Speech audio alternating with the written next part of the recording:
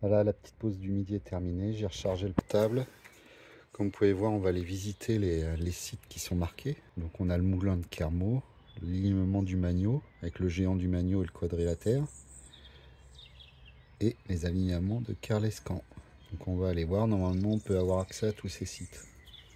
Et dès la sortie du camping, on tombe sur ces trois beaux menhirs, bien alignés, dont un plus petit au milieu.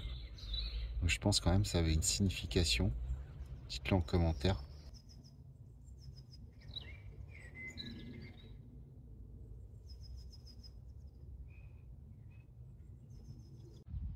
Donc vous pouvez voir, là on est au début des alignements de Kermario, pardon. On voit qu'ils sont assez gigantesques. Et donc vous voyez ici un petit dolmen. Si vous vous rappelez de la roche chauffée, on voit que ça ressemble, hein. L'entrée est assez basse. Il y a une grosse dalle pour fermer le fond. Des grosses dalles qui servent de toit. Voilà.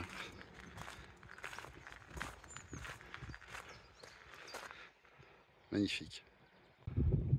Toujours les aliments Camario. Vous voyez, ce menhir-là est assez gigantesque. Je ne sais pas si on se rend bien compte sur la vidéo, mais bon.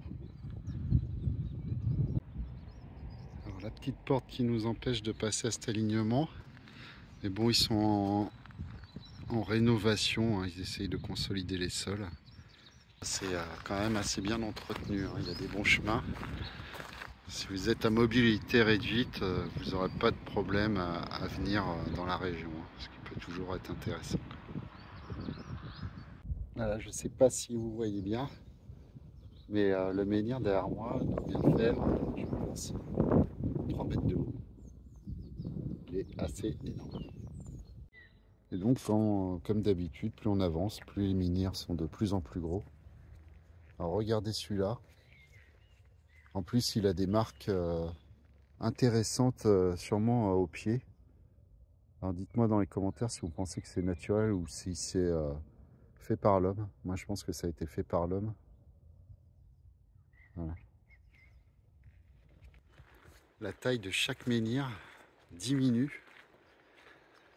Diminue pour aller à ceux du fond où un homme tout seul pouvait le transporter.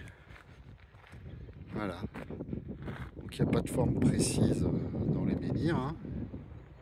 Chacun a un petit peu sa forme à lui. On est au bout de les alignements de Camario. On peut voir que les dolmens sont vraiment très petits, hein. Et voilà, là vous voyez très bien les alignements.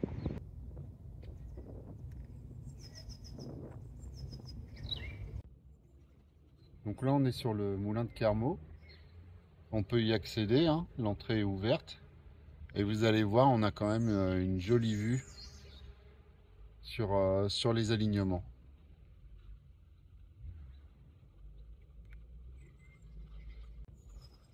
Allez, maintenant on va découvrir les alignements de Kermaux qui sont en accès libre. Et vous allez voir, j'ai eu une impression bizarre là-bas. Alors c'est tout de suite autre chose. Dès qu'on marche au milieu, ça n'a rien à voir. On a l'impression de, je sais pas, une présence ou j'en sais rien, mais on a un peu des palpitations, des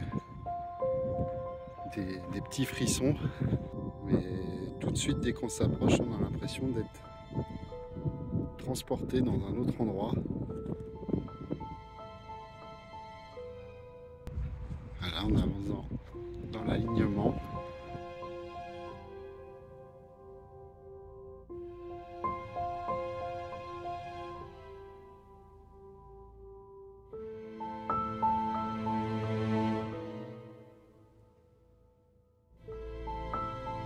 C'est pas forcément très droit. On voit un coude où je pointe ici. Alors est-ce que c'était voulu? Je pense, hein. s'emmerdait pas à aligner autant de pierres pour faire n'importe quoi. Je pense que tout était très bien pensé. Voilà. Comme d'habitude, plus on avance, plus les menhirs sont petits. Que vous pouvez voir par exemple celui-là. Je veux dire, à 1 ou 2 personnes, on le déplace hein, sans problème.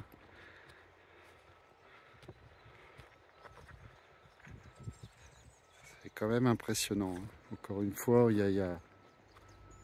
dès qu'on est au milieu de tout ça, on a une autre sensation, on se sent un peu tout petit. Hein.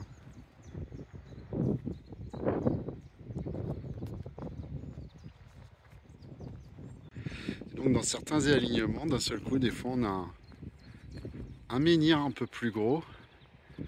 Est-ce que ça avait une signification? Est-ce que ça marquait quelque chose?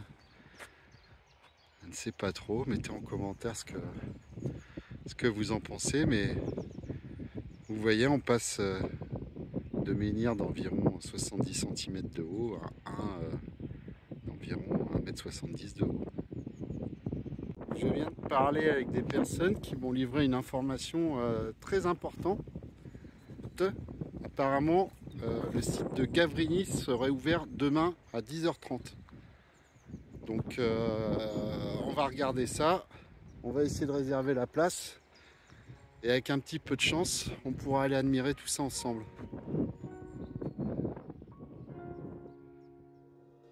Bon alors j'ai une grande nouvelle. Franchement je suis vraiment super content. J'ai ma place pour Gavrinis demain. Avec le tour de l'île de El Larnik. J'ai vraiment hâte. Donc on verra ça demain ensemble. Mais bon, pour l'instant on va continuer. On va aller voir le quadrilatère et le géant du Magno. Allez, on y va.